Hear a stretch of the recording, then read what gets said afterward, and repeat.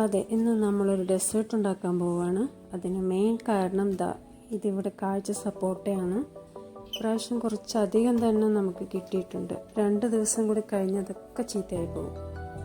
അപ്പോൾ വിചാരിച്ചു ഒരു ഫ്രൂട്ട് സാലഡ് തന്നെ ഉണ്ടാക്കാമെന്ന്. അപ്പോൾ ഇതിൽ നിന്ന് നല്ല പഴുത്തത് നോക്കി മാറ്റി വെച്ചിട്ടുണ്ട്. പിന്നെ അത് അടുത്തതാണ് നമ്മുടെ ഈ ഒരു കുഞ്ഞു വാഴക്കുല. ഇത് പൂവമ്പഴമാണ്. ഇതും അതുപോലെ 2 ദിവസം കഴിഞ്ഞാൽ ചീത്തയായി പോകും.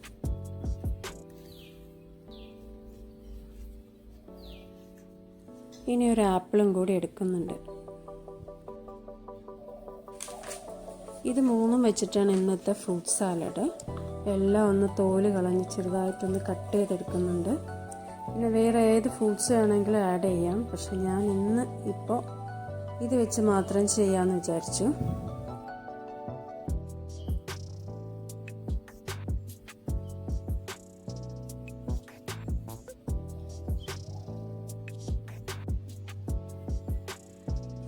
ഗസ്റ്റ് ആരെങ്കിലും വരുന്നുണ്ടെന്ന് പറഞ്ഞാൽ പിന്നെ ഞാൻ ഈ ഒരു ഫ്രൂട്ട് സാലഡാണ് ആദ്യം ചെയ്ത് വയ്ക്കുന്നത്. കാരണം സിമ്പിളായിട്ട് ചെയ്തെടുക്കുകയും ചെയ്യുക, അധികം ടൈമൊന്നും വേണ്ട.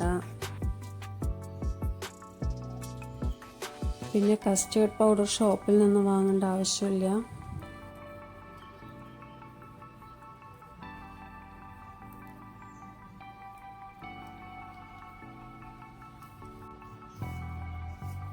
കുറച്ച് ഷുഗർ പൗഡർ കൂടി ഇട്ട് മിക്സ് ചെയ്ത് വെക്കുന്നുണ്ട്. അപ്പോഴാണ് ഓർത്തത് ഇതിന് കുറച്ച് കളേഴ്സിൻ്റെ ഒരു കുറവുണ്ടല്ലോ എന്ന്.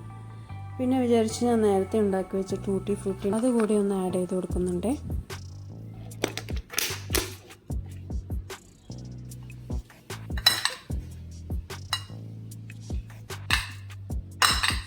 ഇനി ഇതെല്ലാം മിക്സ് ചെയ്ത് വേറൊരു ബൗളിലേക്ക് മാറ്റി ഫ്രിഡ്ജിൽ വെക്കുന്നുണ്ട്.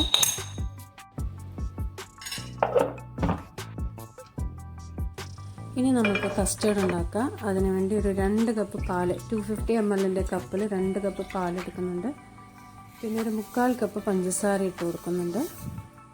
ഇനി നല്ലോണം ഒന്ന് മിക്സ് ചെയ്ത് തിളച്ച് വരുമ്പോൾ നമുക്ക് അതേസമയം 2 ടേബിൾ സ്പൂൺ ഗോതമ്പ് പൊടിയും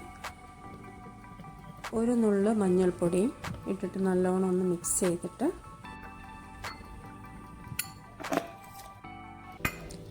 സാദാ വെള്ളം ഉപയോഗിച്ചിട്ടാണ് നമ്മളത് മിക്സ് ചെയ്യുന്നത്. ഈ ഒരു കൺസിസ്റ്റൻസി വേണം. അപ്പോൾ ഒരുപാട് തിക്കാവരുത്. ഇനി ഈ ഒരു മിക്സ് തിളപ്പിച്ച പാലിലേക്ക് നമ്മൾ ഒഴിച്ചു കൊടുക്കുകയാണ് ചെയ്യുന്നത്. പ്രത്യേകം ശ്രദ്ധിക്കണം, നമ്മൾ ഇളക്കിക്കൊണ്ടേയിരിക്കണം, അല്ലെങ്കിൽ കട്ട പിടിക്കും. ഇതിപ്പോൾ ഒരുപാട് ലൂസായി. അപ്പോൾ ഞാനൊരു ടേബിൾ സ്പൂൺ കൂടി ഗോതമ്പ് പൊടി ഒന്ന് വെള്ളത്തിൽ മിക്സ് ചെയ്തിട്ട് ഒന്നുകൂടി ഒന്ന് ഒഴിച്ചു കൊടുക്കുന്നുണ്ട്. നമ്മൾ മൊത്തം എടുത്തിരിക്കുന്നത് 3 ടേബിൾ സ്പൂൺ ഗോതമ്പ് പൊടിയാണ്.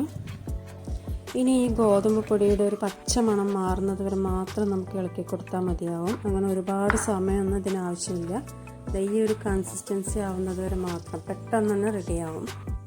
ഇനി ഇത് വാനില എസൻസ് ഒരു 2 ഡ്രോപ്സ് മാത്രം മതിയാവും, കൂടി പോകരുത്. ഇനി അടുത്തത് മിൽക്ക് എസൻസ് ആണ്. അത് ഓപ്ഷനാണ്, വേണമെങ്കിൽ മാത്രം ചേർത്താൽ മതി. അതുകൂടെ 1 ഡ്രോപ്പ് മാത്രം മതി, കൂടി പോകരുത്. എല്ലാം കൂടി നല്ലോണം മിക്സ് ചെയ്ത് ചൂടാറിയതിന് ശേഷം വേറെ ബൗളിലേക്ക് മാറ്റിയിട്ട് നമ്മൾ ഫ്രിഡ്ജിലേക്ക് വെച്ചാൽ മതി, ഫ്രീസറിലല്ല. അപ്പോൾ നമ്മളുടെ പരിപാടികളൊക്കെ കഴിഞ്ഞു. 2 ഫ്രൂട്ട്സും തണുത്തിട്ടുണ്ട്, നമ്മുടെ കസ്റ്റേർഡും തണുത്തിട്ടുണ്ട്. അപ്പോൾ ഞാൻ വീഡിയോയ്ക്ക് വേണ്ടി എല്ലാം കൂടെ ഇട്ട് മിക്സ് ചെയ്യാണ്, സെറ്റ് ചെയ്യാണ് ചെയ്യുന്നത്.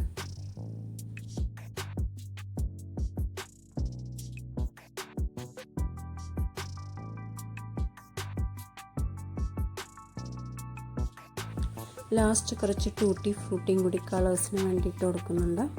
അപ്പോൾ ഇത് കഴിക്കാനായിട്ട് നല്ല ടേസ്റ്റാണ്. നമ്മൾ വാങ്ങിക്കുന്ന കസ്റ്റേർഡിനേക്കാൾ നല്ല ടേസ്റ്റാണ്. വേറെ ഏത് ഫ്രൂട്ട്സ് വേണമെങ്കിലും ആഡ് ചെയ്യാം. അപ്പോൾ സിമ്പിളല്ലേ.